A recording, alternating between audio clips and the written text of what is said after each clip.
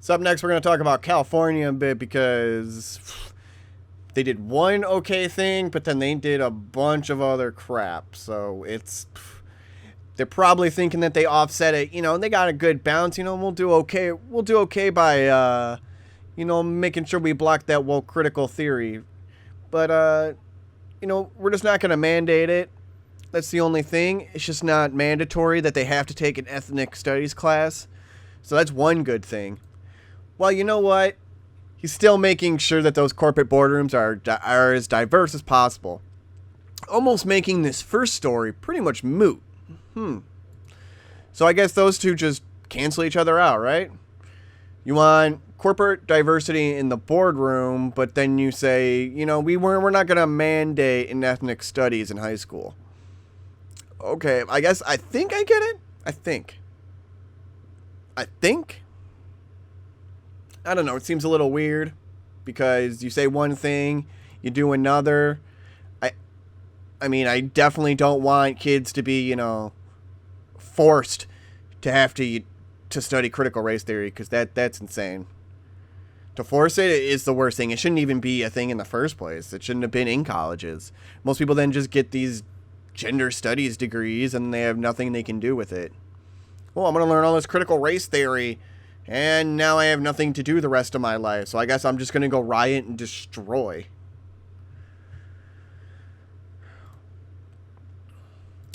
It's not the only thing, too. We also got from Breitbart, California, which entered U.S. as free state in 1850 to study reparations for slavery. The state of California will study reparations to black Americans thanks to a bill signed into law Wednesday by Governor Gavin Newsom.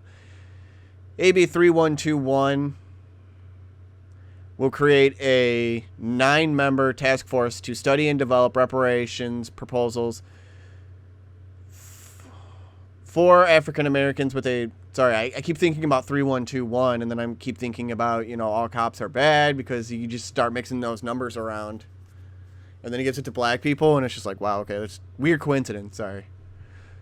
Just a pattern I ended up noticing. Let's start over. AB 3121 will create a 9-member task force to study and develop reparation proposals for African Americans with a special consideration for African Americans who are descendants of persons enslaved in the United States, according to the text of the bill. California was admitted to the Union in 1850 as a free state and has no history of legal slavery.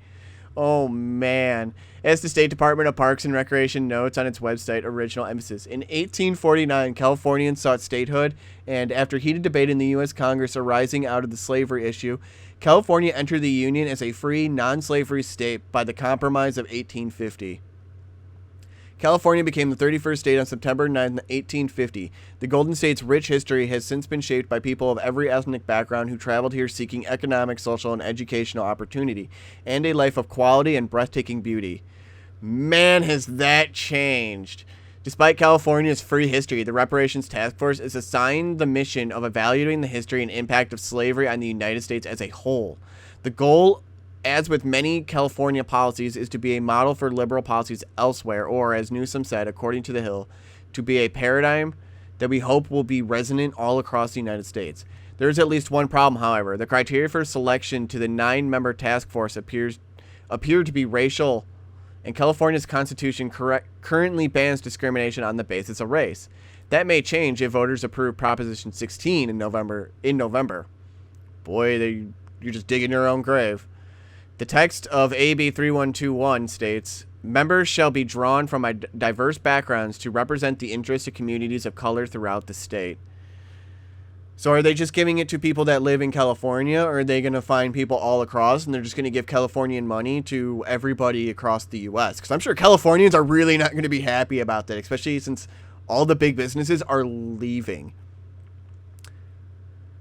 You're probably not going to be very happy with that. And aren't they trying to, aren't they trying to raise the taxes then on the rich as well? So that way they can't, they're just stifled even more.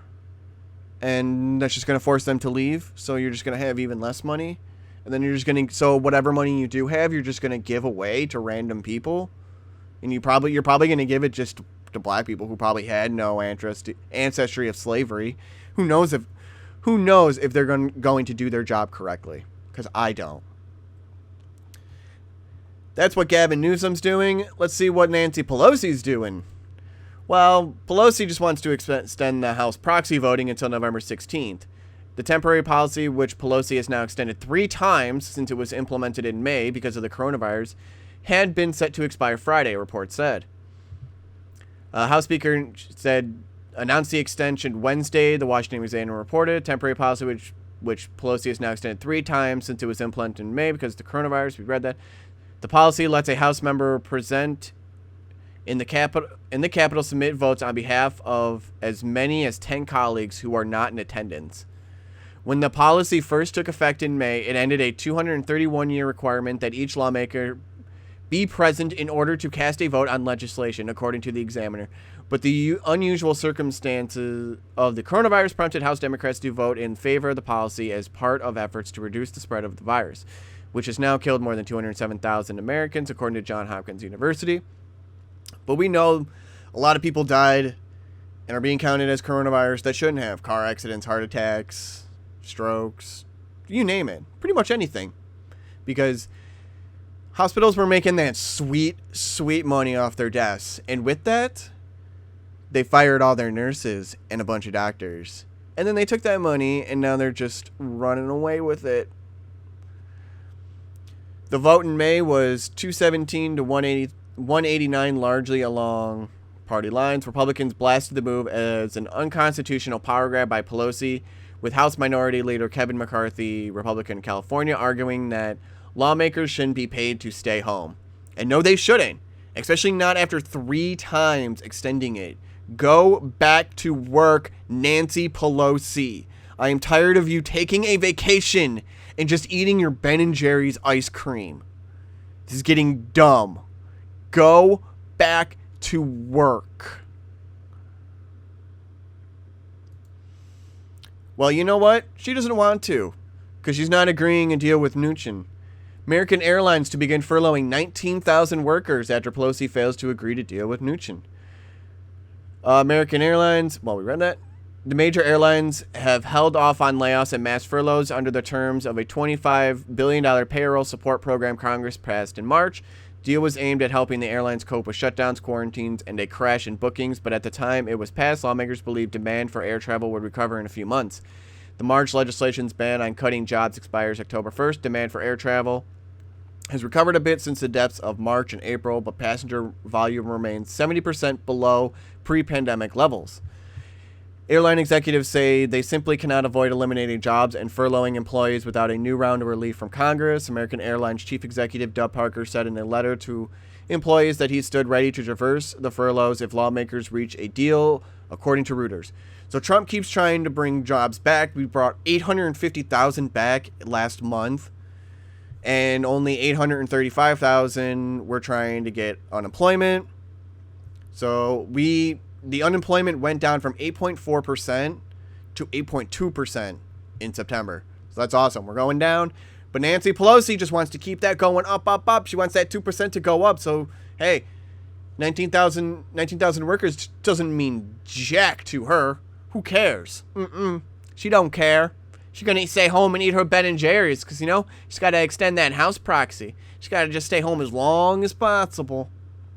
She doesn't care about the people in this country, in her state, or possibly, even in her neighborhood. She probably just doesn't even care about the people in her house.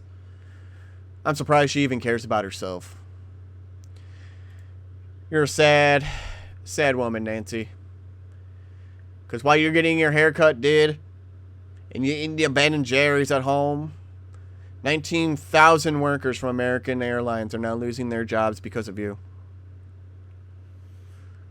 Well, I hope staying at home is worth it.